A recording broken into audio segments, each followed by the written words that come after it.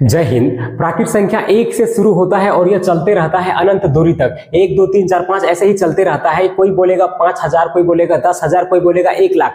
अगर मैं किसी से पूछूं कि सबसे बड़ा प्राकृत संख्या कहां जाकर रुकेगा तो वो जवाब नहीं दे सकता है। और गणित में जिस भी चीज का जवाब नहीं दिया जा सकता है उसे अपरिभाषित बोलते हैं। क्योंकि कोई भी बोलेगा 1 लाख, तक कोई बोलेगा 10 लाख, कोई 5 लाख करोड़, तो इसका जवाब नहीं दिया जा सकता है। इसलिए सबसे बड़ा प्राकृत संख्या को हम लोग बोलेंगे अपरिभाषित। और यह 1 से शुरू होता है, इसलिए सबसे छोटा प्राकृत संख्या हम लोग 1 बोलेंगे। और इसमें दशमलव और भिन्न क्या है, यहाँ पर हम लोग दशमलव संख्या और भिन्न संख्या के बारे में ज्यादा तो नहीं पढ़ेंगे, लेकिन थोड़ा सा देख लेते हैं। जिसमें जिस भी संख्या में पॉइंट लगा होता है उसे दशमलव संख्या कहते हैं, और जिसमें भी बटे लगा होता है उसको भिन्न संख्या कहते हैं। तो जैसे यहाँ पर 1 के बाद 2 है, तो 1 और 2 के बीच में बहुत सारा संख्या है। 1.1 है, 1.2 है, 1.3 है, और इसी तरह सभी संख्या के बीच में बहुत सारी संख्या है। तो क्या ये पॉइंट वाला संख्या प्राकृत संख्या में लेना है? क्योंकि हम लोग 1 के बाद तुरंत बाद 2 बोले हैं, फिर 3 बोले हैं, 4। तो क्या पॉइंट वाला संख्या प्राकृत में लेना है? उसमें वो संख्या नहीं लेना है, क्योंकि इसमें दशमलव संख्या और भिन्न संख्या नहीं आता है। क्या इसमें 2/3, 4/7 लेना है? नहीं लेना है। प्राकृत संख्या में 100 नंबर आता है, माने कंप्लीट पूरा। जैसे 1 2 3 4, माने 4 तो 4। ऐसा नहीं कि आधा अधूरा फूटा खर्चा हुआ। जैसे बोल देंगे 4.3, लगता है कि टूटा फूटा है, तो टूटा फूटा नहीं बोलना है। प्राकृत संख्या में एकदम पूरा नंबर बोलना है। 1 2 3 4 5, 5 के बाद तुरंत 6, 5.23 कुछ नहीं होता है, तो 1 2 3 4 5 आएगा। और देखिए उदाहरण दिया है 2.3 दशमलव संख्या लेकिन प्राकृत संख्या नहीं है, 2/3 भिन्न संख्या है लेकिन प्राकृत संख्या नहीं है। हम लोग ना किसी चीज को गिनने के लिए ना तो शुरू करते हैं 1 2 3 4 5 6 7, यानी गिनने के लिए 1 से शुरू करते हैं, यानी कि 1 से शुरू होता है। इसलिए प्राकृत संख्या को ना गिनती की संख्या भी कहा जाता है। ठीक इसी तरह पूर्ण संख्या 0 से शुरू होता है और यह अनंत दूरी तक चलता रहता है। अगर इसमें भी हम लोग खोजने जाएं कि सबसे बड़ा पूर्ण संख्या क्या है, तो इसका भी जवाब नहीं मिल सकता है। इसलिए सबसे बड़ा पूर्ण संख्या को भी हम लोग अपरिभाषित बोलेंगे। और यह 0 से शुरू होता है, इसलिए सबसे छोटा पूर्ण संख्या को हम लोग 0 बोलेंगे। और इस पूर्ण संख्या में भी दशमलव संख्या और भिन्न संख्या नहीं लेना है। यहाँ भी एकदम 100 नंबर पूरा नंबर आता है। 0 1 2 3 4 5 इसी तरह से करते चले जाएगा। उदाहरण लिखा है 2.3 दशमलव संख्या है लेकिन पूर्ण संख्या नहीं है, 2/3 भिन्न संख्या है लेकिन पूर्ण संख्या नहीं है। अच्छा, बहुत कोई क्या होता है कि पूर्ण संख्या और प्राकृत संख्या को ना भूल जाता है। 0 को उसमें शुरू कर देता है, 1 को इसमें शुरू कर देता है। तो देखिए प्राकृत संख्या में प के बाद आकार आता है ना, तो आकार को सोचेंगे 1 है, तो प्राकृत संख्या 1 से शुरू होता है। और पूर्ण संख्या में जो नीचे दीर्घहुकार है इसको सोचेंगे 0 है, तो पूर्ण संख्या 0 से शुरू होता है। देखिए प्राकृत जो है 1 से शुरू होता है और यह अनंत दूरी तक जाता है, और पूर्ण जो है 0 से शुरू होता है और यह अनंत दूरी तक जाता है। देखिए दोनों में प्राकृत संख्या भी 1 से है और पूर्ण में भी 1 है। मतलब पूर्ण में ना एक वो संख्या अधिक बढ़ा है, वो है 0।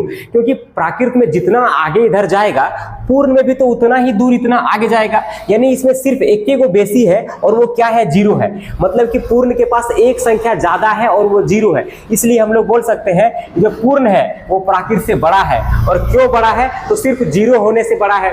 इसलिए हम लोग जब भी प्राकृत बोलेंगे ना, तो प्राकृत बोलेंगे तो पूर्ण नहीं बुलाएगा, पूर्ण का 0 उसमें शामिल नहीं होगा। लेकिन जैसे पूर्ण बोलेंगे तो प्राकृत अपने आप उसमें आ जाएगा। मैंने पूर्ण संख्या बोल दिए तो प्राकृत वाला अपने आप उसमें लोड हो जाएगा। इसलिए पूर्ण बोले तो प्राकृत अपने आप आ जाएगा, ये थोड़ा समझना है।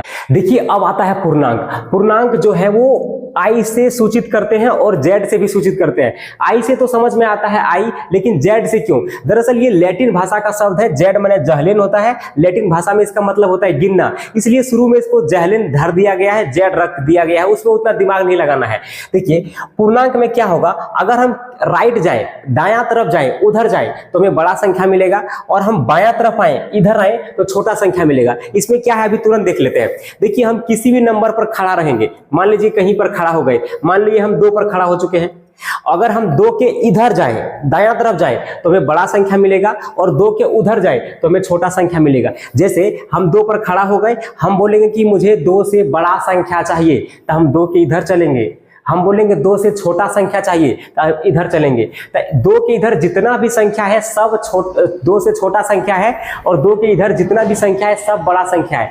देखिए 0 के इधर माइनस वाला है, -1 -2 -3 और ये अनंत दूरी तक चलते जाएगा। और इधर भी 1 2 3 प्लस वाला संख्या ये अनंत दूरी तक चलता जाएगा, मतलब इधर भी कहीं अंत नहीं है और इधर भी कहीं अंत नहीं है। देखिए हम ये तो जान चुके हैं कि पूर्णांक में जो है कहीं भी अंत नहीं होता है, ना इधर अंत है ना ही उधर अंत है। हम लोग को इतना पता है कि लेफ्ट जितना दूर उतना ही छोटा संख्या मिलेगा, इधर जितना दूर जाएंगे उतना ही छोटा मिलेगा। -2 से छोटा -3, -3 से छोटा -4, -4 से छोटा -5 और इसी तरह से छोटा छोटा छोटा छोटा मिलते जाएगा और इधर बड़ा बड़ा बड़ा मिलते जाएगा। तो यहाँ इसी वजह से हम लोग बोलते हैं क्या इसमें सबसे छोटा संख्या मिलेगा? कोई बोलेगा -5 लाख, कोई बोल देगा -10 लाख, मतलब जितना दूर उधर जाएंगे उतना छोटा मिलेगा। इसका भी जवाब नहीं दिया जा सकता है, इसलिए सबसे छोटा पूर्णांक अपरिभाषित है। उधर भी जवाब नहीं दिया जा सकता है, इसलिए सबसे बड़ा पूर्णांक अपरिभाषित है। और इसमें भी दशमलव और भिन्न नहीं लेना है, इसमें भी पूरा पूरा नंबर आता है, जैसे 1 2 3 -1 -2 3 0 भी आता है। तो इसमें भी दशमलव और भिन्न नहीं लेना है। 2.3 दशमलव संख्या है लेकिन पूर्णांक नहीं है, 2/3 भिन्न संख्या है लेकिन पूर्णांक नहीं है। देखिए प्राकृत संख्या जो है वो 1 से शुरू होता था, अनंत दूरी तक जाता था। पूर्ण संख्या जो है 0 से शुरू होता है, अनंत दूरी तक जाता है। यानी कि सबसे छोटा प्राकृत 1 है, सबसे बड़ा प्राकृत अपरिभाषित है, सबसे छोटा पूर्ण 0 है और सबसे बड़ा पूर्ण अपरिभाषित है। लेकिन पूर्णांक में ना छोटा है ना ही बड़ा है, दोनों का जवाब नहीं दिया जा सकता है। सबसे छोटा पूर्णांक अपरिभाषित, सबसे बड़ा पूर्णांक अपरिभाषित। अब यहां जरा देखते हैं कि जो प्राकृत से बड़ा था वो पूर्ण था, इसमें एक ही संख्या ज्यादा है वो 0 है, तो हम लोग बोल दिए थे कि पूर्ण संख्या जो है प्राकृत से बड़ा है। और यहाँ पर जो पूर्णांक आया, पूर्णांक में देखिए यहाँ पर भी तो 1 2 3 4 5 है, मतलब यहां से अगर देखा जाए तो ये प्राकृत संख्या है, अगर 0 से देखा जाए तो ये पूर्ण संख्या है। मतलब पूर्णांक अपने आप में ये दोनों रखता है, अपने भीतर दोनों को रखता है, इसलिए पूर्णांक सबसे बड़ा हो गया। देखिए प्राकृत से बड़ा पूर्ण हो गया 0 के होने से, और पूर्ण से बड़ा हो गया पूर्णांक, ये दोनों से बड़ा हो गया।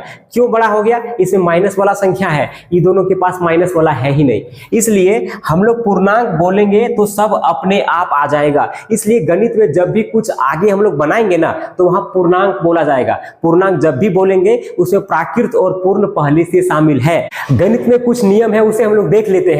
जैसे बटे के अगर ऊपर कुछ लिखा जाए तो उसको अंश बोलेंगे और नीचे कुछ लिखा जाए उसको हर बोलेंगे।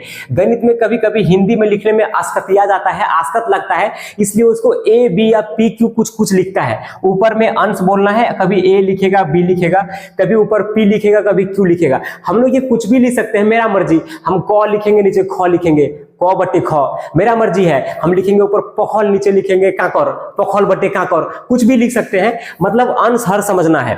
अब देखिए गणित में एक और नियम क्या है, जिसके नीचे कुछ नहीं है ना उसके नीचे 1 है। जैसे a के नीचे कुछ नहीं था तो नीचे 1 है, 5 के नीचे कुछ नहीं था तो 5 के नीचे 1 है, ये समझना है कि है।